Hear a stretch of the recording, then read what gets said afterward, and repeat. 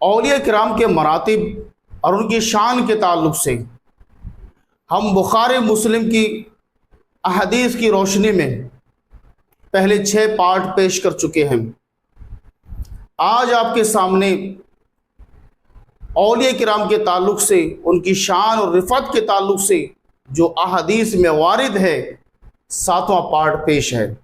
क़यामत के दिन जब सब परेशान होंगे, अपनी अपनी फ़िक्र लगी होगी, उस दिन अल्लाह की रहमत से, अल्लाह के हुक्म से कुछ बंदे ऐसे होंगे, कुछ औलिया अल्लाह, कुछ अल्लाह के प्यारे, कुछ नेकुकार ऐसे होंगे जो गुनाहगारों की शफाअत करवाएंगे। आइए हदीस पाक सुनते हैं। किताब का नाम है सुनन इब्ने माजा, हदीस नंबर है 3685 यानी 3685। हदीस पाक का मफहूम पेश करता हूँ।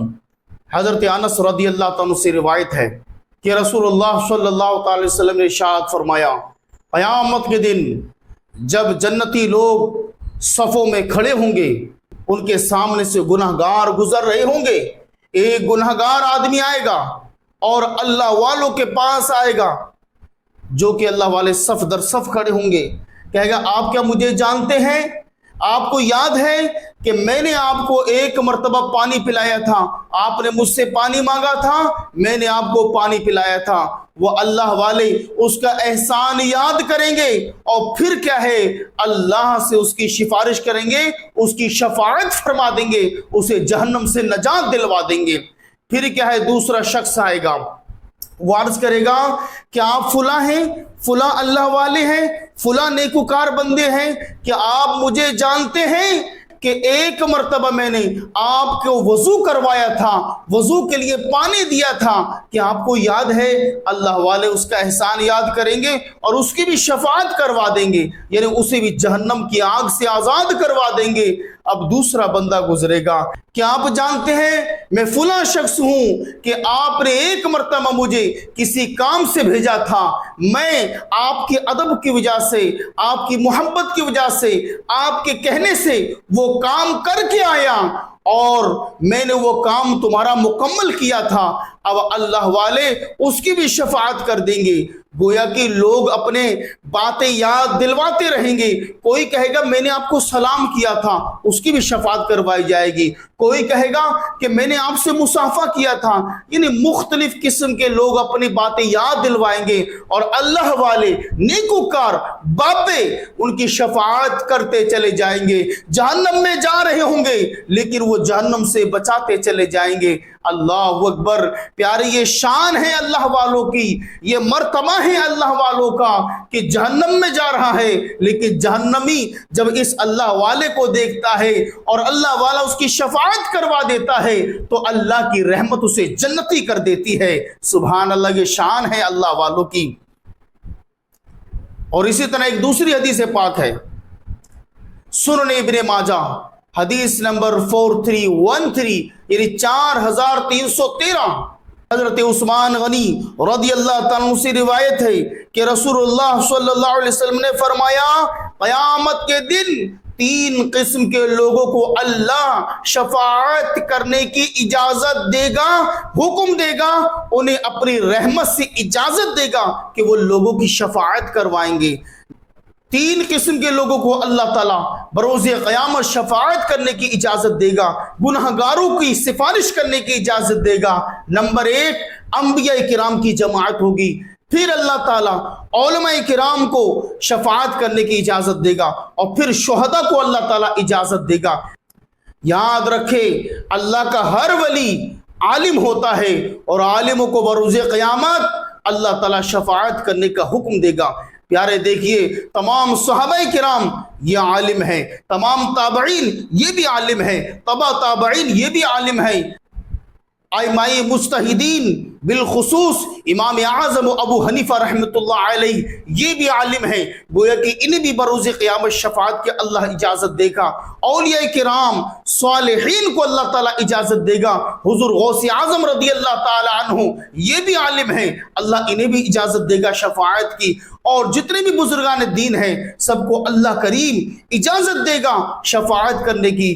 دیکھیے سید الشہداء امام حسین رضی اللہ تعالیٰ عنہ، اللہ تعالیٰ انہیں بھی اجازت دے گا کہ اپنے چاہنے والوں کی، اپنے جاننے والوں کی شفاعت کروائیں گے۔ اندازہ کیجئے وہ اللہ والے، وہ بابے جن کے تعلق سے مرزا صاحب آنکھوں سے آنکھ اور منہ سے جھاگ نکالتے ہوئے کہتے ہیں بابے تو شہی کوئی نہیں، بابے تو شہی کوئی نہیں،